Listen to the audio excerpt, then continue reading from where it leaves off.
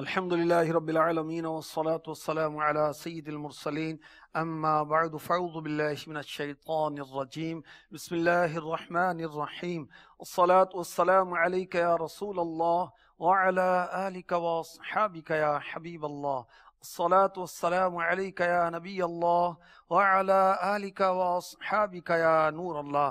ترمذی شریف میں ہے، فرمان مصطفیٰ صلی اللہ تعالی علیہ وسلم اس شخص کی ناک خاک آلود ہو جس کے پاس میرا ذکر ہو اور وہ مجھ پر درود پاک نہ پڑھے۔ صلو علی الحبیب صلی اللہ تعالی علی محمد وعلی آلہ وصحبہ وبارک وسلم۔ ماہ رجب المرجب کو شہر اللہ کہا گیا، یعنی اللہ کا مہینہ۔ اس کے بعد ہے شعبان، اس کو کہا گیا آقا کا مہینہ۔ اس کے بعد ہے رمضان، اس کو کہا گیا امت کا مہینہ۔ رجب کی بڑی برکتیں، بڑی بہاریں ہیں۔ اس میں استغفار، توبہ کرنے کی، مغفرت طلب کرنے کی، بخشش طلب کرنے کی بڑی برکتیں ہیں، بڑا ثواب ہے۔ اس میں روزے رکھنے کی بڑی فضیلت ہے، اور اس ماہ مبارک کی ایک شان و عظمت یہ بھی ہے کہ اس مہینے کی 27ویں شب کو محبوب رب شہنشاہ عجم و عرب صلی اللہ علیہ وسلم کو اللہ تعالی نے اپنا قرب خصوصی عطا فرمایا، اپنا جلوہ دکھایا، اپنی ہم کلامی کا شرف عطا فرمایا۔ تو اس سلسلے میں فیضان معراج کا سلسلہ ہے، اور ہم مداح الحبیب حضرت مولانا جمیل الرحمن رضوی رحمۃ اللہ تعالی علیہ کے عشق بھرے نعتیہ اشعار جو انہوں نے معراج کے متعلق لکھے وہ سنیں گے، کچھ اس کی وضاحت بھی سنیں گے، اور انشاءاللہ معراج والے دولہا کو یاد کریں گے۔ اور آپ کی یاد تو ہماری زندگی کا سرمایہ ہے، جینے کا سہارا ہے۔ میرے تو آپ ہی سب کچھ ہیں، رحمت عالم میں جی رہا ہوں زمانے میں آپ ہی کے لیے۔ کیسی اچھی زندگی ہے جو یاد مصطفیٰ میں گزرے، کیسی پیاری بات کہی حضرت حسن رضا خان اعلی حضرت کے بھائی جان نے۔ کیا مزے کی زندگی ہے زندگی عشاق کی۔ مزے کی زندگی کن کی ہے؟ عاشقوں کی، فاسقوں کی نہیں، غافلوں کی نہیں، کافروں کی نہیں، دنیا کے متوالوں کی نہیں، مال و دولت کے دیوانوں کی نہیں، شان و عظمت دنیا کی پانے والوں کی نہیں، عاشقوں کی، عاشقان رسول کی۔ کیا مزے کی زندگی ہے زندگی عشاق کی، آنکھیں ان کی جستجو میں دل میں ارمان ارمان جمال مصطفیٰ۔ سبحان اللہ، کتنی مزے کی زندگی ہے۔ تو ذکر شاہ انبیاء کریں گے، معراج کا ذکر اشعار پڑھ کر سن کر انشاءاللہ عز و جل۔ اچھی اچھی نیتیں فرما لیجئے، اور یاد رکھیے اچھی نیتوں کے ساتھ عمل کا ثواب بھی ملتا ہے، اور زیادہ نیتیں کریں تو زیادہ ثواب حاصل ہوتا ہے۔ معراج کی شب جبریل امی علیہ السلام حضور کے ساتھ تھے۔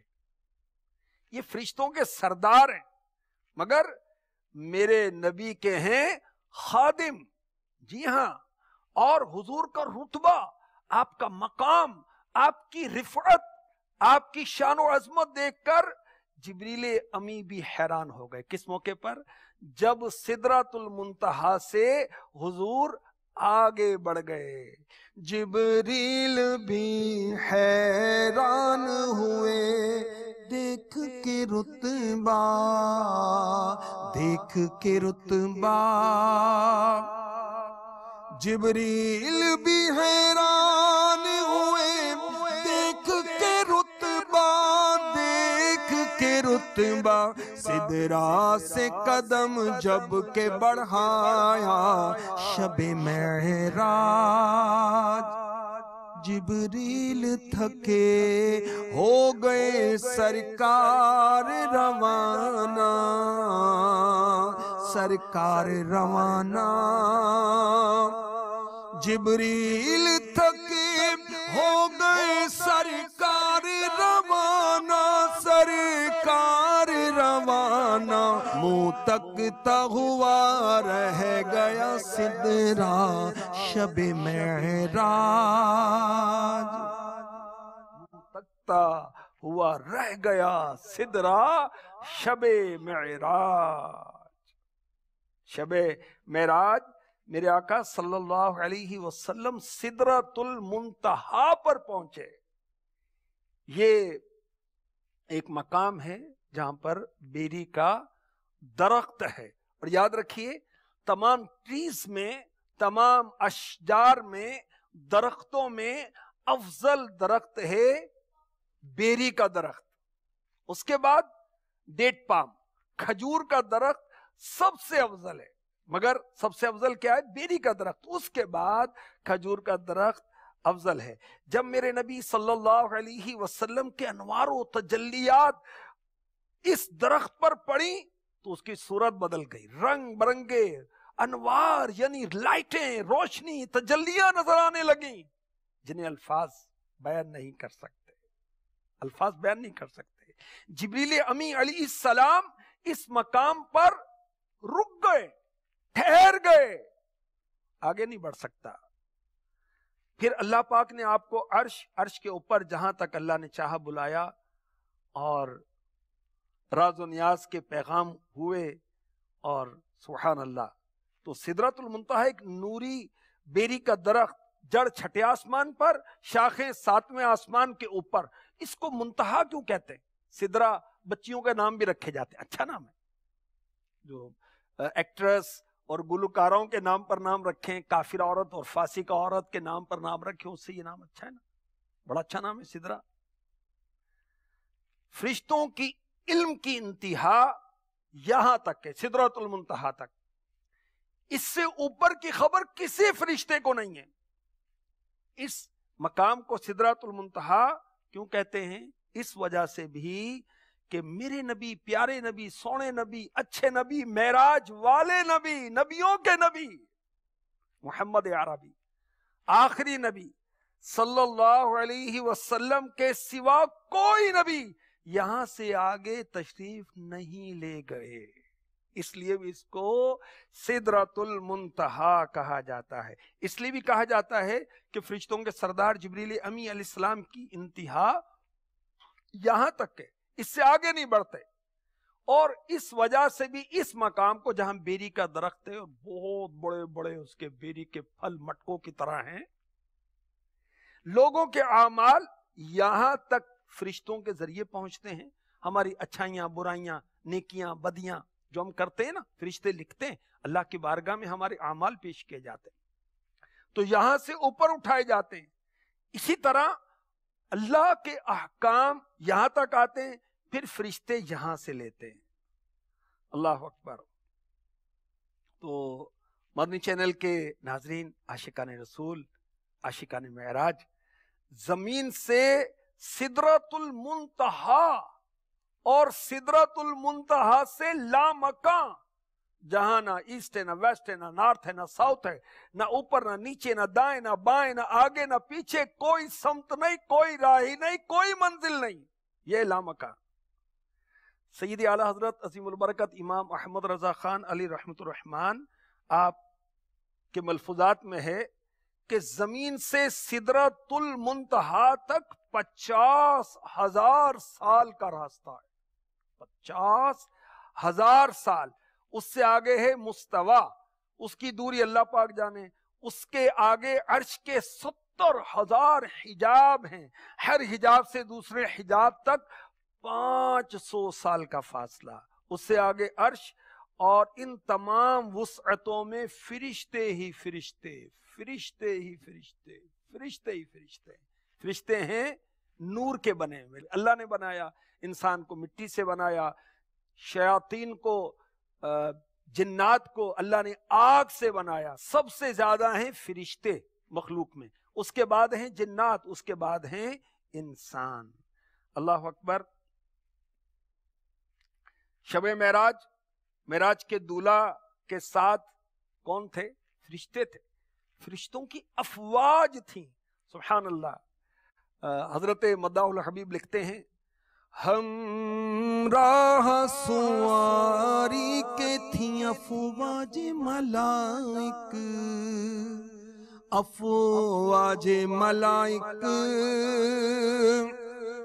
ہم راہ سواری کے تھیں افواج ملائک، افواج ملائک بن کر چلے اس شان سے دولا شب معراج، یوں مسجد اقصی میں نماز اس نے پڑھائی، نماز اس نے پڑھائی، یوں مسجد اقصی میں نماز اس نے پڑھائی، نماز اس نے پڑھائی، طالب سے ملے پڑھ کے دوگانا شب معراج۔ سبحان اللہ۔ میرے آقا علیہ الصلوۃ والسلام معراج کے سفر پر روانہ ہوئے اس شان کے ساتھ کہ آپ کے ساتھ فرشتوں کی بارات تھی، ہزاروں فرشتے آپ کے ساتھ تھے۔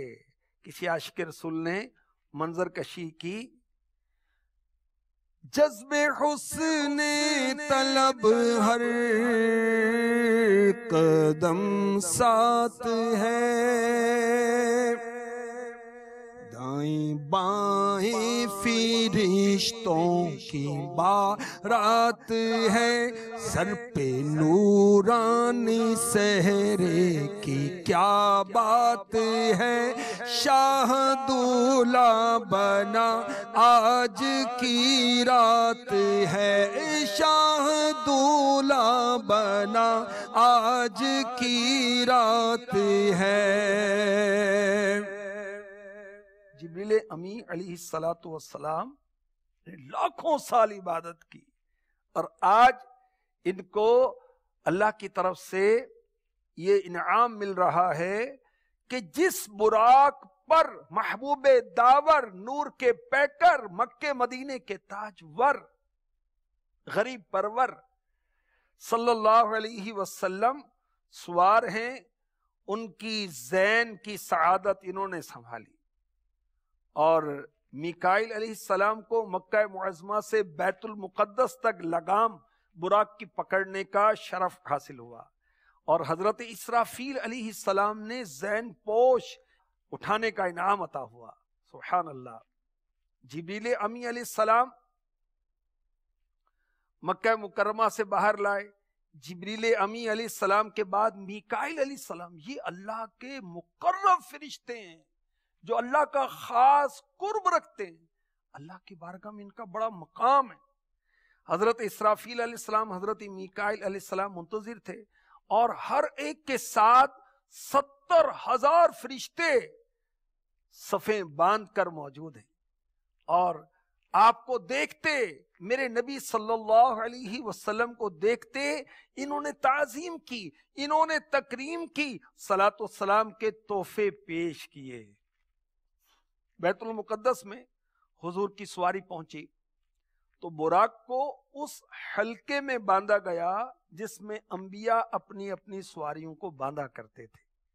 پھر تمام انبیاء رسول جو وہاں حاضر تھے 2 رکعت نماز نفل جماعت سے پڑھائی گئی۔